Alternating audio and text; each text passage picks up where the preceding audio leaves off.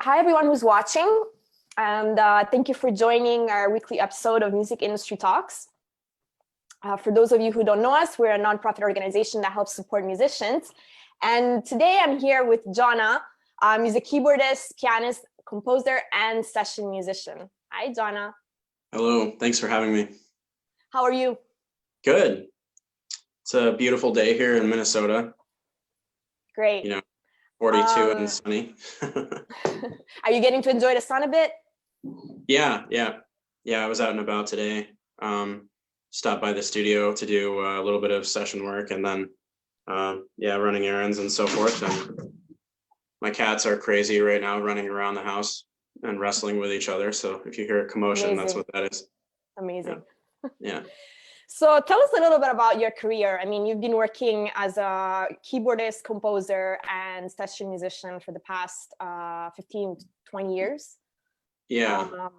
So tell us a little bit about how you started, when you started playing the piano, and how you kind of went towards, a career in music. When I was 6, I got my first keyboard for the holidays, and I started teaching myself like the Ninja Turtles theme song and stuff like that. And then as I got older, I got really into film score music.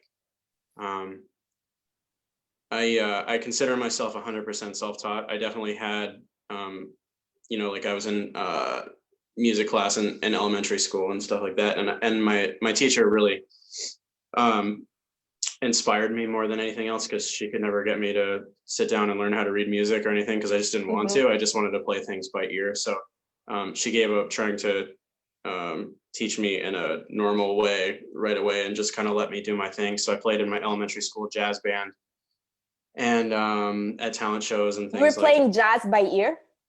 Well, jazz band. It was like kind of, like Louis, dun, dun, dun, dun, dun, like stuff like that, But I loved it, and I loved being on stage, and so I got a taste for that at a young age. And then I got into metal when I was in high school, thanks to my friend Brian, who showed me. This was like when Napster was first coming out too. So he showed me bands like Cradle of Filth and Children of Bodom and Dimmu Borgir and In Flames, and then I got into Arch Enemy and Nightwish, and it's all the European stuff. So when I was a junior in high school, I decided that I was going to be a keyboard player in metal, and I wanted to play in a band in Europe, and that's what I wanted to do. But then when I was, after I graduated high school, I joined a band in Australia that I found on mp3.com, and I sold everything I owned. And so I sold my car, and I had an acoustic guitar, and I used the money to move to Australia. And my parents thought I was crazy, but they knew that I always just had that kind of go for it type of mentality. And so of course so I moved to Sydney, Australia when I was 18. And of course that didn't work out, because it was my first band and I didn't know what I was doing. And I didn't know how to get along with other band members in a band dynamic and so forth. So they kicked me out, and I learned a lot of life lessons from that. And I moved back to the States, and I posted a message on the Wacken Open Air Festival guestbook webpage saying that I was a keyboardist from the US and I was looking to join a band in Europe. And that day I got an email from Michael, who was the founding guitarist of Pyramaze, and asking me to audition. So I made a really cheesy VHS tape of me playing keyboards, and for some reason he thought it was good enough to fly me to Denmark. And so I went and recorded Melancholy Beast when I was 19 years old in Denmark at Jacob Hansen's studio, which was it's a really awesome story. And of course I look back on it with so much fondness, to have that kind of opportunity and everything like that. I got to skip the whole like being in local bands thing and just go for it, because Melancholy Beast got picked up for worldwide record deals, and we signed with like EMI Japan and everything. And so that kick-started my career. I hope that amazing. So that kind of brings us up to how many albums did you release with Pyramaze? We have 5 out so far, and we are hard at work on album 6, and hopefully that will be out later this year if everything goes as planned. But these days, who knows, you know. I love this one here. The world we live in. So great. Oh yeah. Love this one. Yeah, that's hanging on my wall too back there. The vinyl. It's got the We Are the Ocean, that intro ballad. I love it. It's so amazing. It's so melodic, and just the voice. It's not the typical like kind of voice that you would expect on this kind of band. Like, it's really powerful, but it's not like cheesy vocals, you know. They're like, he's like an amazing singer. Yeah. And of course you have your signature sound on there, you know. It's like, once we hear it, it's like you could still tell that it's so like your style. All your music, really, it has something that you can recognize too. Well, the interesting thing about that album, Disciples of the Sun, is that was the first thing I did after coming off about 4 or 5 years of kind of taking a break from music after my daughter was born. And I have a daughter. Most people don't know that about me, so surprise. But yeah, and then you know, Pyramaze kind of found new members and stuff like that to replace ones that had left, and so I was really hungry to get myself back out there, and of course doing it with my band Pyramaze was the way to go. So I mean, I can hear it in my performance and the energy that I brought to that album for sure. You know, it was really like a rebirth for me, and the beginning of this like next stage of my life. So And what's it like working with musicians that are like not in the same country as you? Well, I've been doing that for longer than I haven't been, so I'm pretty used to it now. I've been to Denmark like 15 times or something like that now. It's great. How do you work together? How do you write? What's your writing process? And just, you know, what are the challenges of working with, you know, when you have members that are located elsewhere? Well, it's been kind of interesting because as technology has changed, so has our creative process. You know, for the first 3 albums, I flew to Denmark to record my parts. And then, you know, once things like social media and Dropbox, I love Dropbox, it's the greatest invention ever, became a thing, you know, it was easier to just do and cheaper to record my stuff over here on my own. Of course, I miss that kind of, you know, immersive experience you get. Like when we did the Bone Carver album, which was our second one, we went and we stayed at Jacob's studio for a month. And somehow we didn't kill each other, even though we were all staying in a cabin together the whole time. Although there was a few near deaths, like when Toke ate Michael's pizza without asking him, and, you know, stuff like that. And then Michael's like, "Where's my pizza?" You know, because he was hungry and that kind of thing. But yeah, it's just a different kind of thing, of course, when you're recording an album all together and you're all stuck like locked in the studio for a month, or, you know, when you kind of work at it at your own pace and do your parts. You're like, "Oh yeah, I guess I'll do another song this weekend," type of thing, and then send it over and whatever. So yeah, I can't remember what your question was. Oh yeah, okay. So sorry, I'm getting old. Yeah, so as technology has changed, so has the way in which I record and work with bands overseas. And over the last 5-6 years or so, my career as a studio musician and a keyboardist for hire and songwriter for hire and stuff like that has really exploded. I'm just constantly working for artists overseas now, which is great. So that it's nice too that I can do that so efficiently. For sure. And I guess you've learned over the years to work with bands that are like remotely, right? That are not, you know, you don't get to have that connection, but now you've gotten good at, you know, just the process, I guess. Yeah, I get hired more and more. I'm getting hired to do like big epic album intros that get you excited for the whole album, and then the bands also use it as like their live intro that they come out on stage to and stuff like that. So like, yeah, like the opening. Yeah, something big that gets the listener excited for what's coming next. Yeah. And I do a lot of orchestration too. which is neat because I have no, you know, like I told you, I'm self-taught. I have no classical training or no background like that. I just listen to a lot of film score composers and absorb and you know, pick out little things that I like and that I kind of want to emulate and use in my stuff. What's your favorite composer for like cinematic? I mean, my all-time favorite composer would be Hans Zimmer. But I have a lot of other ones too, you know, that are in my top tier. Like I love Danny Elfman, Steve Jablonsky, Thomas Newman, John Williams, of course. I'm forgetting some.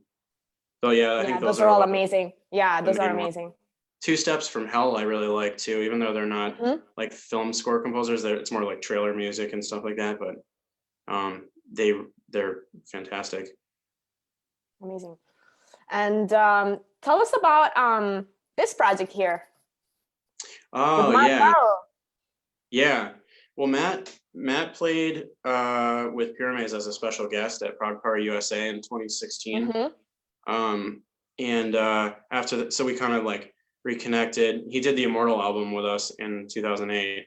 But we reconnected at Prog Power, and we wanted to do a project, and then he had the idea of doing something that wasn't like normal metal or whatever, you know, that something outside of the box. And he's like, well, how about we just do an album, just you and me, you know, just keyboards and vocals. So I was like, okay, sure, whatever. So I got to work, and I wrote that album like in a month or two. And then he flew up to Minnesota from Delaware to do his vocals for that. And then I ended up self-releasing it. I had a lot of label interest, but I think because it was so different and not, you know, that it was kind of a gamble, even though I had, you know, Matt's name on it and my name on it. And so we're bringing our fan bases to the table even then, you know, so I figured it would just make more sense to self-release it. Self-release it. Yeah. How was that experience, acting as, you know, pretty much your own label, doing your own distribution and your own, you know, merch design? I know you have Mallory on your team, that's really like a huge help in designing all the graphics, and she's an amazing content creator. So like, how was that process of like, you know, self-releasing the album? It was like a full-time job, and I'm really lucky that I had Mallory to help with her you know, graphic expertise and marketing and all that stuff. I mean, it was, you know, there's no way I could have just done that on my own. So and she also designed the album cover and the booklet layout and the website, and handled all that stuff. So yeah, it was kind of like, it's basically like we had to make our own record label, you know, and we even had merch made, and we, you know, did our own mail order and everything like that. So it was kind of fun though too, you know, but it was a lot of work. Yeah, for sure. You know, so you just have to decide, like, if you as an artist or a band were considering doing that, you have to weigh out like the fact that you're going to have to make an investment, a financial investment, and a huge time investment as well, to manufacture it and create your own mail order and promote it. And we hired a company too, based out of Germany, to release it and promote it overseas for us. Which is another thing you can do, because there's no way we would have had that kind of reach and ability to like get ads in magazines and all that kind of stuff. So we had to hire out for that. But for sure. And how did the fans respond to it? I mean, it's a little bit different than what you were used to releasing, even for Matt, right? Because he's more like in the metal scene. So how did the fans respond to that? I mean, it's very different. When I heard it, it's like it's really cool because it's like super melodic. And Matt's voice, I find, is just perfect for it. Such a great voice, powerful voice. I mean, say the question again. I'm sorry. How did the fans respond to it, given that? We got a lot of like, where are the guitars and drums comments, which, you know, got pretty annoying after a while, because we were pretty clear that you know, this is not normal metal or anything like that. It's really like, you know, just film score music and instrumental keyboard stuff with vocals on it. But because he's such a dynamic vocalist with like a range that's all the way down there, and then, you know, he has a huge vocal range. It's crazy. He's unreal. Yeah. When he recorded the vocals for the entire album, he did 5 10-hour days in the studio in a row without a break. Wow. You know, like literally he would only stop to go to the bathroom or to eat a sandwich or something like that. And then he would go back to his hotel room and sleep and then come back and do it again. It was the dude's unreal. Yeah. And he's the most humble human that I've encountered in the industry, you know, or at least one of them for sure. You know, at least that's a singer of that, with that much notoriety and that stature. And, you know, I was so flattered that he wanted to work with me, you know, and I was just hoping that I wouldn't let him down. Well, why wouldn't he? Have you heard yourself? Have you heard yourself on piano? Why wouldn't you? Anyone, you know? I really appreciate that. Did you work together before? Did you, you know, had you done any session work for him or any of his projects before that? No, yeah, up until we did the Sentinels album, the only thing we ever did together was the Immortal album back in the day when I was a wee lad. Yeah. But then after the Sentinels record, though, then I did the album intro for the new Ashes of Aries record that came out in 2018 or 2019. I can't remember. Yeah. So yeah, I mean, we'll definitely be collaborating on a lot of. Say again? No, I'm saying like you just put out so much music, so for sure, like it's hard to keep track of all your releases and the dates and everything. Yeah, I'm always staying busy. Amazing. And any other projects you worked with? You want to mention your other session work you've done for other pretty established bands, as well as any other project you would like to mention that you've worked on? Yeah, well, I recently joined a band called Catalyst Crime that I think of as based in Germany because that's where the drummer lives. To me, home for a band is where the drummer is, and he lives in Germany. And it's been executive produced and then also produced by Alexander Kroll, and with his company Master Sound Entertainment. He's based in Germany. He's the guy behind Leaves' Eyes and Atrocity. Yeah, so it's been really cool working with him. Also, he's a super talented guy and has a really positive outlook on everything, so which I really vibe on. So there's that. It's like symphonic, cinematic metal, I guess.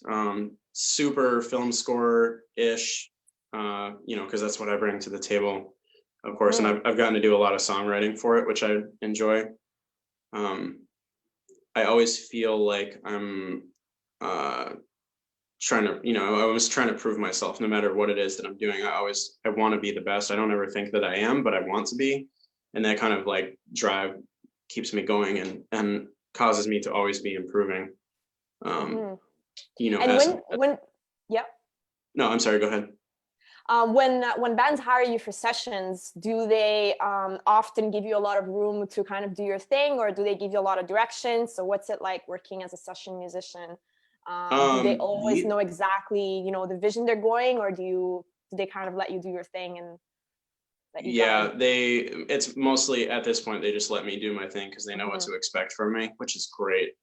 You know, I get sent guitar tracks and drum tracks and maybe some vocals or whatever, and they just hand the album to me or hand the song to me or whatever, and then I do my thing on it and send it back and call it a day. You know, it's very efficient. Amazing. So I can streamline my session work business because my turnover rate is quick. I can just you're extremely fast at writing music. It's like, oh, I wrote this song today and I wrote another 5, you know, just like in a few hours. You're super fast at writing. It's amazing. Yeah, I wish that I had the more time and, you know, resources and things like that, because I could seriously write one album a week. And the nice thing is that I feel like I never run out of creativity or ideas or anything. You know, I'm constantly inspired. And it's not like in like every project that you have, it's not like you're doing it's, yes, you have your signature sound, but everything's just like different. You're never replicating, you know, never have songs that are like similar, or everything's just so different. Every time we hear one of your songs, it's like you have like so many different ideas, like completely different ideas. So it's super cool. I appreciate that. I think I saw a fan question pop up on the screen. Yeah, Lorenzo wants to know, what's your practice routine? Oh, I don't have one. I don't practice. I should, but I don't. Your studio times, your practice? Yeah, exactly. That's really the only time I ever touch a piano or a keyboard is when I'm in the studio and then I'm just creating. So I guess when you go in the studio, you don't actually write the song before, you just go in the studio, blank canvas, you just go and you. Usually, yeah. Right? Every now and then I'll like come up with some chord progressions at home or something like that. But I like to kind of vibe on whatever is going on and whatever I'm inspired by. So that's crazy. So how does one go, like, how does one become like a session musician? For anyone who wants to become, you know, a session player, what is your advice for them? Well, for me, I feel like a lot of the work I get, well, I should say almost all of the work I get comes from either my fan base, who are hiring because they're making music themselves and they want their music to have Jonah playing keyboards on it, or they want it to sound like something that I've already done. Or I have, you know, other people in the industry or whatever that are making albums and need to outsource keyboards.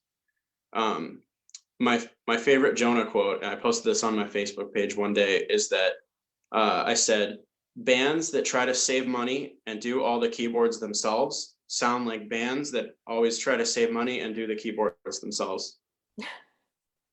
And it's Amazing. Absolutely true. It's true. Like if you want your album to be as good as it can be, then you know that's not something that you want to cut corners on. Keyboards are a really important instrument. They are. All genres of music, I think. For sure. And I think more and more in metal, it's becoming such an important element, right? Over the years, like letting kind of keyboards shine more and having more of that melodic element to it. Absolutely. A lot of bands are now taking that approach. So there's very few genres of metal that don't use keyboards at all. And to me, they've kind of gone stale, you know. I mean, how many death metal albums can you listen to? No offense, death metal people that are watching this, but I mean, I think once you've heard a few, you know, death metal albums, like maybe the best ones that are out there or whatever, then you've heard all death metal albums. It does bring another dimension for sure.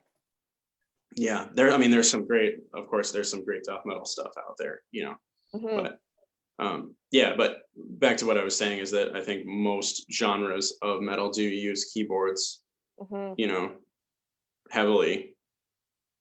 So and the thing is that I can personally handle any style of metal keyboards, and that's one thing that I like doing is like one day I'll be working on like folk metal or something or power metal, and then you know then I am doing some like epic black metal or something, and it's nice. Tell us about your video game music. I know you have some of those.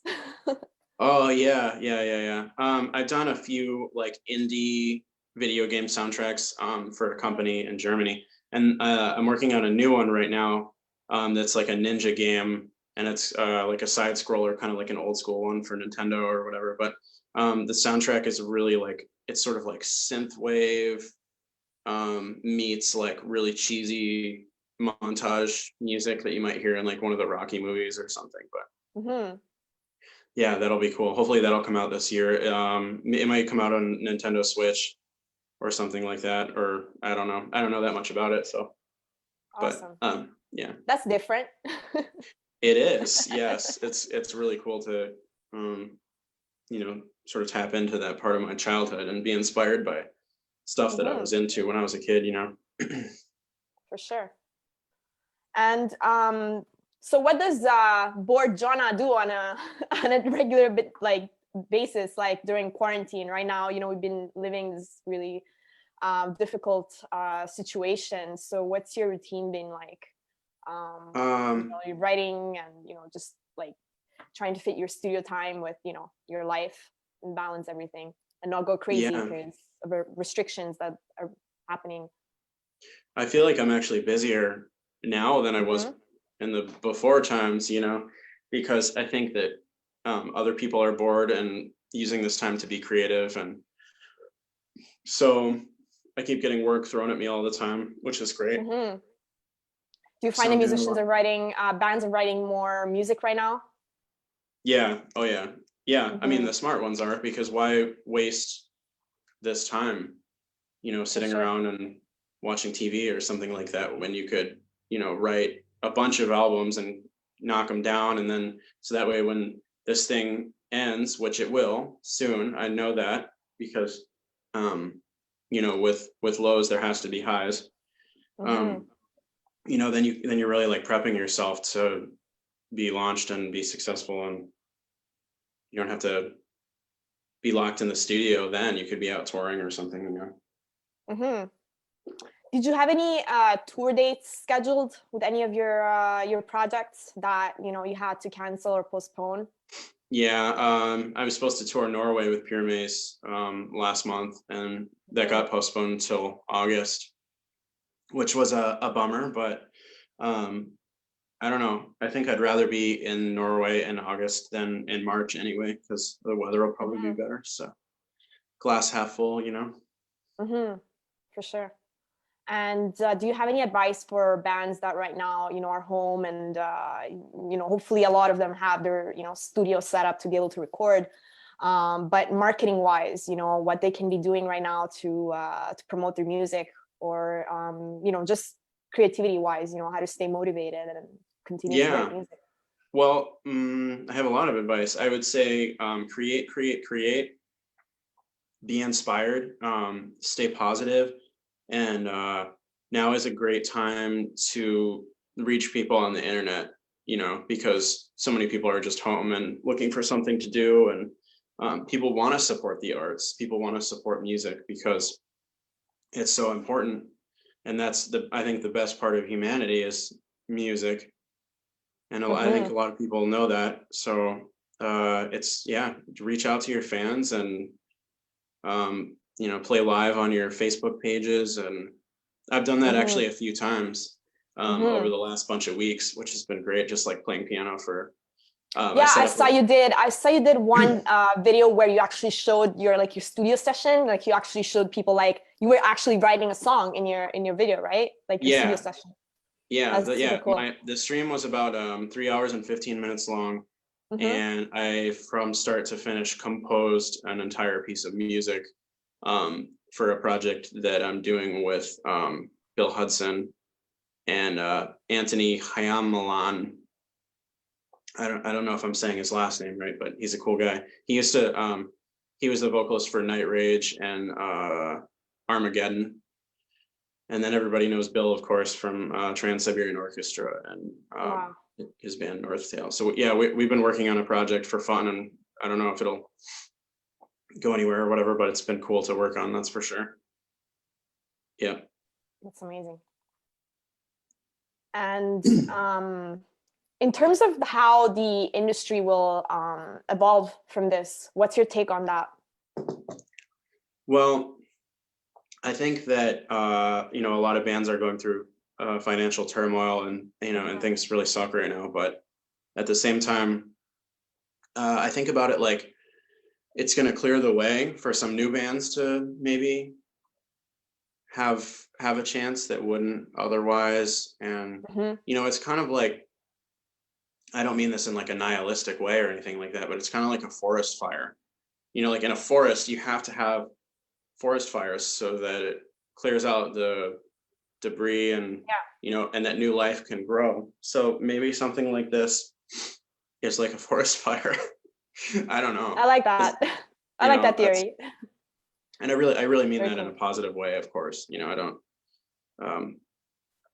like to think in negative terms too often. So but yeah, I mean, look at the pollution rates all around the world are way down now too, because positive things are happening for sure. I mean, humans being home is a good thing for the environment, that's for sure. I think people who look at this as a chance to like reinvent themselves and use it to be productive and creative, those are the people that are going to be like the phoenix that rises from the ashes of this whole thing. So I'm really focusing on that, just like staying positive and you know, encouraging my peers in the industry to stay positive and you know, just keep working. And yeah, life isn't stopping, you know, it's just different right now. That's all. For sure. So. I keep staring at your Sara poster on the wall. The Sara vinyl up there? Yeah, tell us about your work with Sara. Well, Jake, the singer, is a really good friend of mine. He's amazing. He's done work on, like, he's had like various projects that, you know, have been like really, really popular, right? Yeah. Well, of course, you know, everybody knows him from Amaranthe. Amaranthe, yeah. Yeah, I've played on both Sara albums now. And that's how I found you. That's right. Yeah. Yeah, for those of you who don't know, I covered one of the Sara songs and that I really love, and posted it on social media, and then Jonah saw it. So I was like, what? He's like one of my favorite keyboardists of all time. So yeah, just like having him like, you know, check that out, and then we connected, and I was like, oh my God, like my fun moment. It was amazing. But yeah, are you working on new music with them? Not at the moment. I don't. So you mentioned you worked on your first and second album. Yeah, the two that are on the wall over here. I played on, I think, 5 or 6 songs on that one, and then I played on just 2, because that's all I had time for, on the newest one, which came out on Nuclear Blast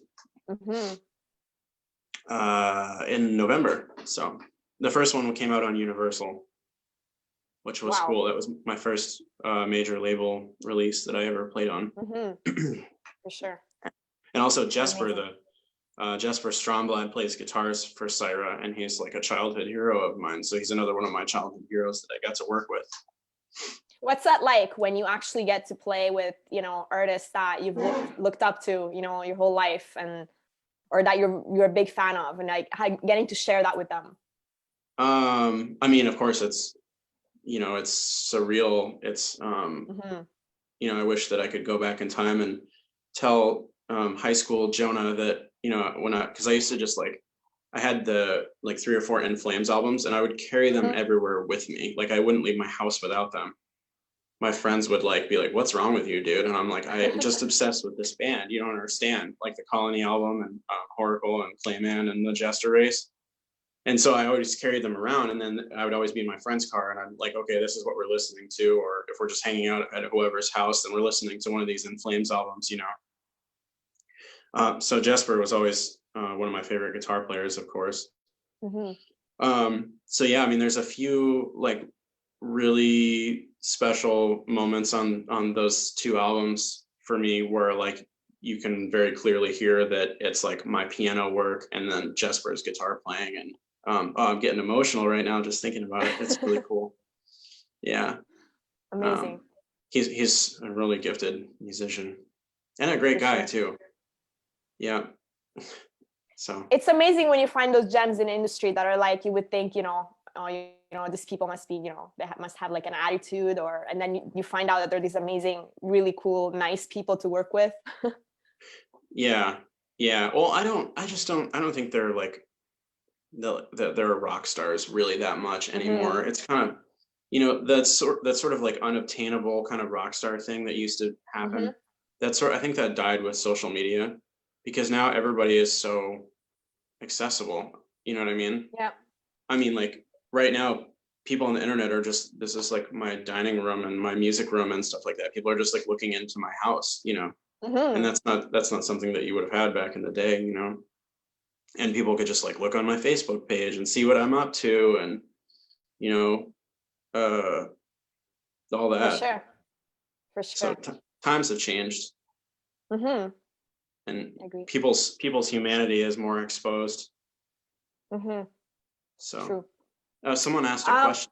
popped up on the screen. So Danny wants to know which branch of composing has been the most profitable for you, and which is easier to get into: video games, metal albums, TV, film, ads? The video game thing is hard because it's such a competitive industry, and I haven't really applied myself to that. I haven't marketed myself as such. So like the video game music composer. Yeah, the video game stuff that I've gotten has been by chance, just because like I happen to have fans who are in the video game industry and who work that, and do that kind of stuff.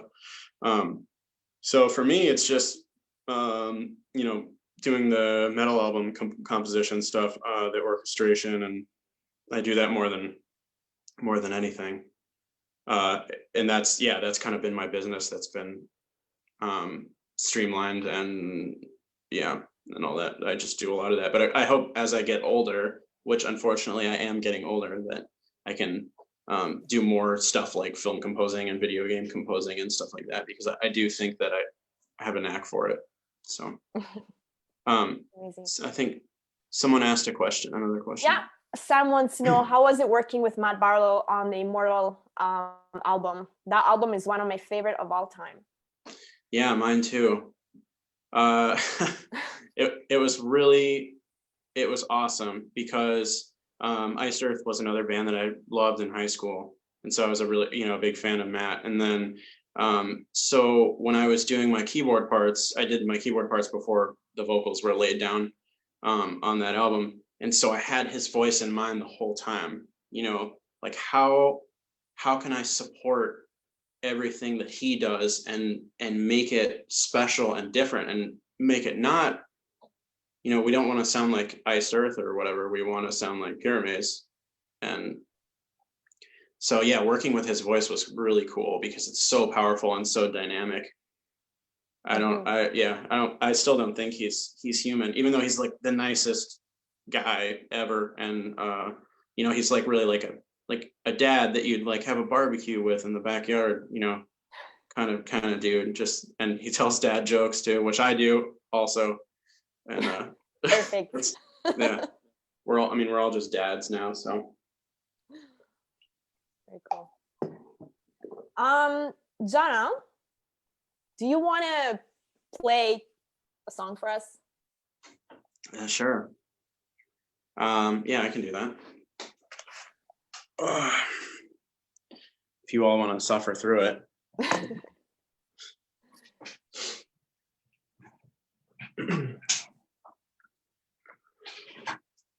I'll play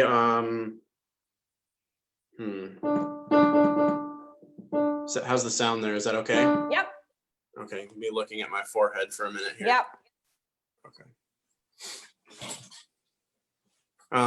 I'll play a song off of the Immortal album. If I can remember it well enough here.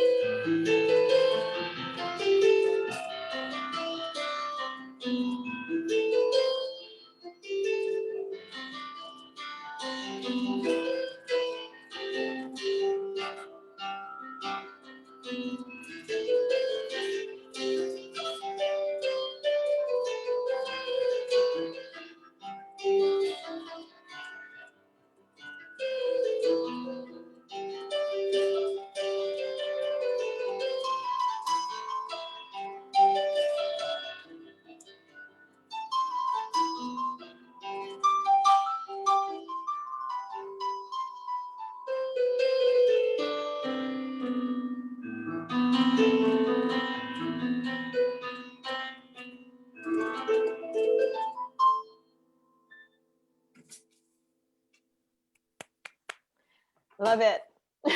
Amazing. Thank you. I'm gonna move you back. Yeah, thank you. Thanks for helping everyone not just look at my forehead that whole time. Yeah.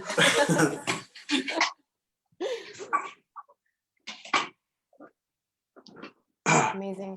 We have another question here. Sure. Dario says, I love Pyramaze. The latest album is one of the finest records I heard in the last years. What are your main influences? I listen to some modern classical piano.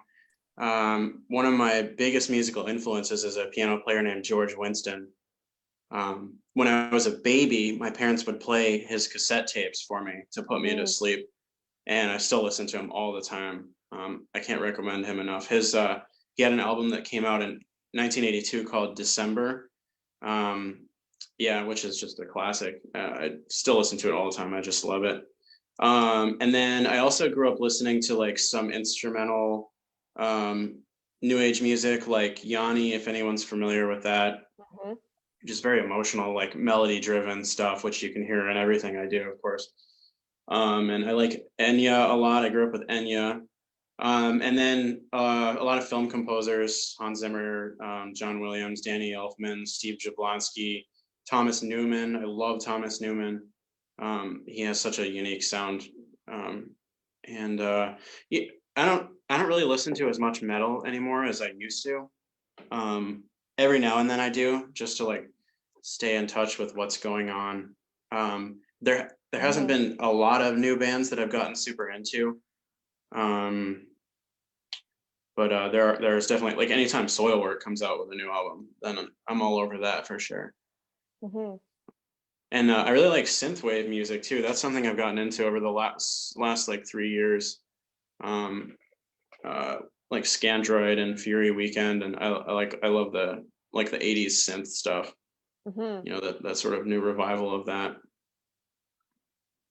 Yeah. Can we expect to hear some releases in that genre, more in the synthwave video game type music? Well, the Ninja Brigade soundtrack that I'm working on is totally synthwave. I put a track out for that. It's on my Facebook page.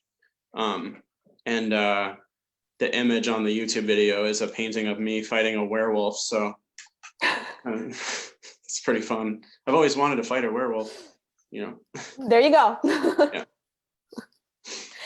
And who does the, is it Mallory who's designed like a lot of the artwork for the albums, or do you have a, graphic artist that you work with? Like, how does the concept for the album come together for a lot of the projects that you work on? Well, I mean, every project is different. I have, of course, like my go-to artists, in my network. Like I have my music video guys and my lyric video guys, and then my friend Nigel, he has a company. Yeah, Conduit Creations is his company. I can't recommend him enough. He's so talented and like super fun and easy to work with, and he always like gets my ideas, So I'm like, Nigel, I want to be fighting a werewolf, like I want it to look kind of like the Castlevania video game series or whatever. And he's like, okay, yeah, and he gets super into it, and so yeah, he's been my go-to guy for a lot of stuff. I like what he did for it, because for those of you listening, me and Jonah did write a couple tracks together, and I like how he turned us into ninjas. Right. Yeah. Yeah. He's really good at like. Very cool. Taking photos of people and turning them into whatever. Yeah. I think he changed my ethnicity a little bit too on that one, but I don't know if that was intentional. I guess you just let him, do his thing. Yeah, and my muscles are not that big as he painted them, but I appreciate the vote of confidence. What about for your music videos? I mean, the one you did with Matt is pretty elaborate. There was a whole snowstorm and story going on. That was like that, and like crazy effects. Yeah, that was done by a video director in Atlanta named Chance White. And he also did the Pyramaze video for A World Divided, which is like another huge like epic sci-fi thing. So yeah, Chance is amazingly talented and such a visionary. So. And you also have some pretty cool like lyric videos too. Yeah, yeah, all my lyric videos are either done by Chance also, or by Wayne, who does all the stuff for like Prog Power USA, and he's done Wayne Joyner. He does tons of stuff like for like Devin Townsend, and yeah, he's done so many things I've lost track of all of them. But yeah, he's my other guy. He's also based out of Georgia.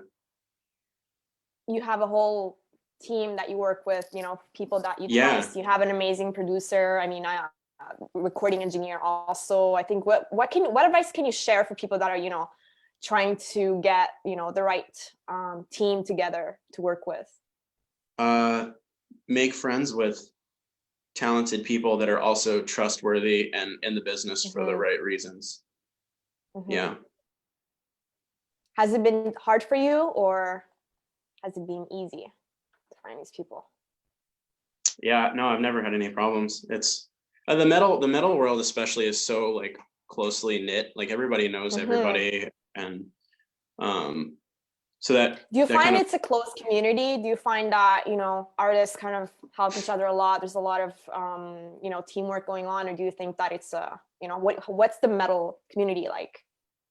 I do think there's a lot of camaraderie. I think there's like circles, you know, of like a lot of people work together in the circle and the circle and the circle. And so I try to like get involved in everything. Lately, I've been focusing more on working with Germans, because Germany is like the epicenter of heavy metal. You know what I mean? So I've been doing a lot of that. Yeah, for sure. German people are awesome.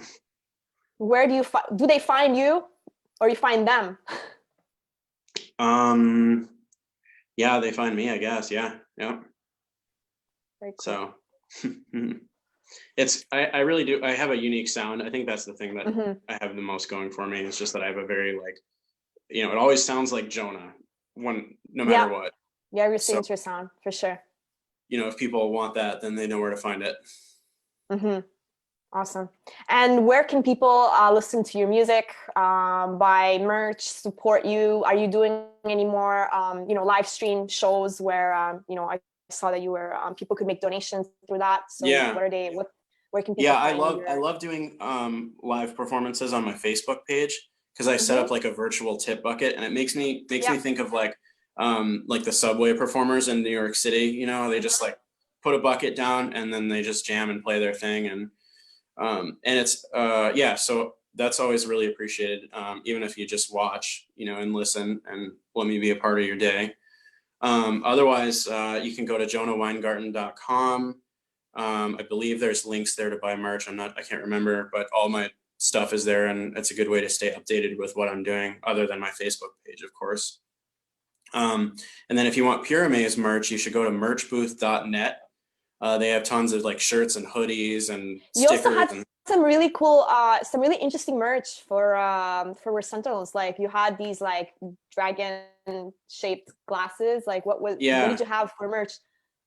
Yeah, so those were like Pilsner, like with a Pilsner glasses with a dragon on it that we had custom made from a local company here. We tried to source all the merch for that from local companies. And I have one in the back, one of your designs. That's right. And my keyboard with like animal furs on it and everything. Yeah, exactly. Yeah, Nigel actually did that. Speaking of Nigel, he's the artist that helped me with all the Sentinel stuff. He did like our stage banner designs too, that were like these dragons that were super awesome. Yeah. Awesome. Yeah, I think that's pretty much it. My website, or merchbooth.net. Awesome. Thank you so much for sharing this. And do you have any advice, any last words, advice for like musicians at home that are struggling right now through this time? Do you have any advice for them? Stay positive and hire me to play keyboards on your music if you know what's good for you. Yeah, if you want your stuff to be epic. Thank you. Thank you, Jonah. Yeah, thanks for having me. I appreciate it. Thanks everybody who's been watching the live stream, and thanks to musicbusinessschool.com for sponsoring the event. And thank you, Jonah, for chatting with us today. And go and make sure to follow his page, Jonah Weingarten, as well as your website, right? What is your website? Yeah, again? JonahWeingarten.com. You can see all his work there and hire him for session work. Make your album sound epic. Thanks, everybody. Stay safe. Bye.